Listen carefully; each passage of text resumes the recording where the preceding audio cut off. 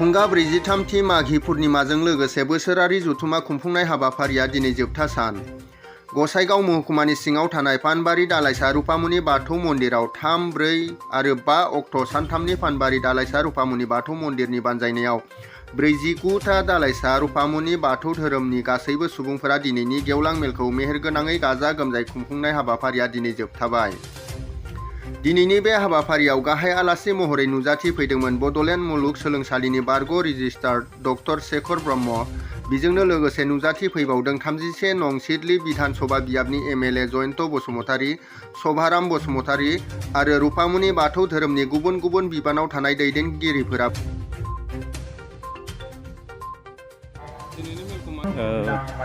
जोङो आइ बिमागुरु श्री श्री रुपामुनि देबि नार्जारि फोसावलांनाय रुपामुनि बाथौ धोरोमनि भक्त हिसाबै देग्लाय नैबे पानबारि दालाइसा रुपामुनि बाथौ आश्रमनि सिङाव 43थि माघी पुर्णिमा फोरबोजों लोगोसे जोंनि रुपामुनि बाथौ धोरोमनि बोसोरारि मोनसे गेवलां मेलखौ लाफानानै जोङो खुंनाय जादों आरो बोसोरे दिनैसिम 43 बोसोरसिमाव जों माघी पुर्णिमा फोरबोखौ बिमागुरुनि रुपामुनि बाथौ धोरोमा जोनोम जाजेननायनिफ्राय खुंबोगासिनो दं आरो बिनि माहायत्वआनो जाहैबाय जोङो बे बिश्व ब्रह्माण्डआव जत' जिब सृष्टि दङ बे जिब सृष्टिखौ लानानै जोङो मानसि आखारै जोनोम जानायाव मानसि सासेया जोनोम जानो थाखाय बिमानि उदै सिङाव दिनैनि दिनाव जोङो 9 दान 9 सान बिमानि गोरबोआव थानानै जोनोम जायो होननानै बुङो। नाथाय गोदो सैथो जुगनि माखासे धोरोम बिजाबफोराव जोङो बिजिरनानै मोनो गोदो गोदाय 10 सान आरो 10 दान आरो 10 सान बिनि उनावसो सासे मानसिया बिमानि उदैनिफ्राय सारि जायोमोननो आरो बेखौ लानानैनो बैसाग दाननिफ्राय लानानै माग दानसिमाव गासै 10 दान जाफैयो आरो बेवहाय बैसोमुथि बिमानि बिखायावबो जोङो बे बिश्व ब्रह्माण्डनि सृष्टिनि माहायत्वखौ लानानै गासै 10 दान आरो 10 साननि गेजेराव जिब सृष्टि जानायनि मोनसे तत्त्वखौ लानानै बे माघी पुर्णिमा माने दानसेयाव मा अबस्थायाव थायो, दाननैयाव मा अबस्थायाव थायो, दानथामाव मा अबस्थायाव थायो बेबायदि मोनसे धोरोमनि माखासे बोसोन बिजाबफोराव दङ। बेनिफ्राय 10 दान आरो 10 साननि उनाव पुर्नांग सासे मानसि हिसाबै महर मोननानै बिमानि गोरबोनिफ्राय जोनोम जायो माने पुर्ण रुपै बियो बिकास जाफैयो जोनोम जानानै आरो बेखौनो लानानै माघी पुर्णिमा ओरैनानै जिब सृष्टिनि माहायत्वखौ लानानै पुर्नांग सासे मानसिनि जोनोम जानायनि समखौ लानानै बे माघी पुर्णिमाखौ जोङो खुंनाय जायो आरो बे माहायत्वखौ लानानै बिमागुरुआ जोंनो रुपामुनि बाथौ धोरोमाव बेबायदि माघी पुर्णिमा फोरबोखौ खुंनायखौ जोंनो मोनसे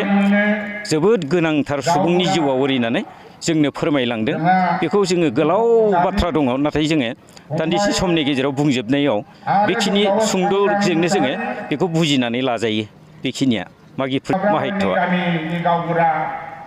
जोङो बोसोरे जेखौ जोङो माघी पुर्णिमा हिसाबै रुपामुनि बाथौ धोरोमा खुङो बे खुंनायाव जोंहा गोबां माखासे जोंनि गेजेराव मोनसे जांख्रिखांनाय फैदों। बोसोरे जोंनि खुंनायनि गेजेराव जोङो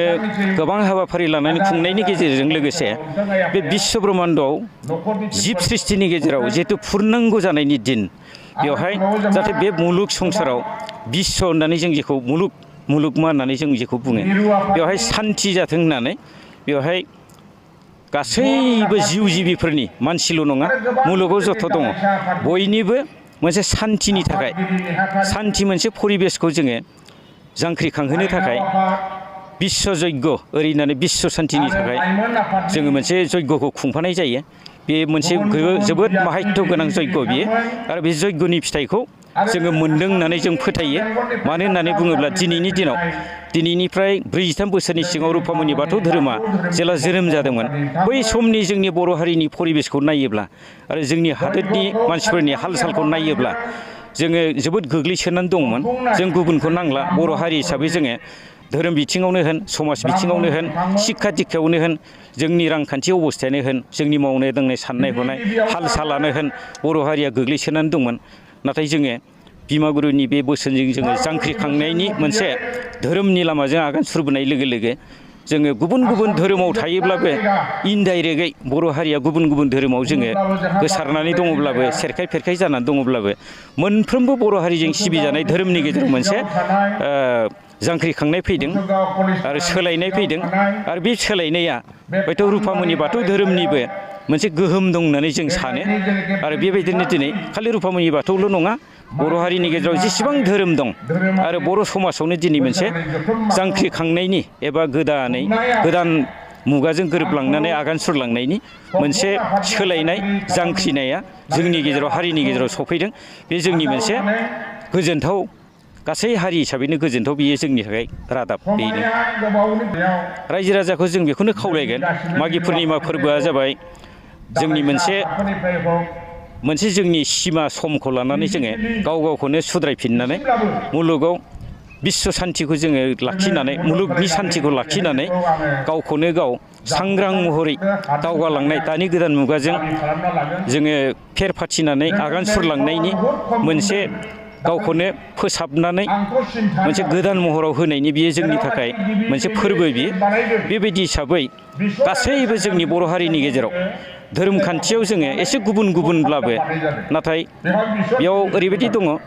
मोनसे धोरोमारि धार्मिक होननाय मोनसे माबा दं। बे धार्मिकआ गुबुन गुबुन गावबा गाव नेमखान्थि थायो नाथाय आध्यात्मिक होननाय मोनसे बाथ्रा दङ धोरोमाव।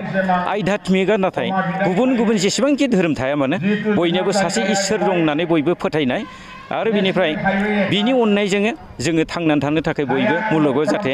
सान्थिया रैखा जायो बयनिबो गेजेराव गोजोनलायनाय फैयो बेनि मोनसे आध्यात्मिक सिङाव बाथ्राया हाबनानै दङ। बे आध्यात्मिक मोनसे मोनफ्रोमबो गुबुन गुबुन धोरोमाव थानायनि गेजेरावबो जों बर' हारिया जेरैहाय जोङो हारि हिसाबै थांनानै थानायनि दा दावहा नांगासिनो दं बे समाव धार्मिक माखासे जोंनि गेजेराव थानाय गुबुन गुबुन डिफारेन्स एबा फारागखौ जोङो बारा लाखियाजासे आध्यात्मिक साइडआव जोङो गोथौ मोनसे सान्थौजों जों गासिबो इसोरनि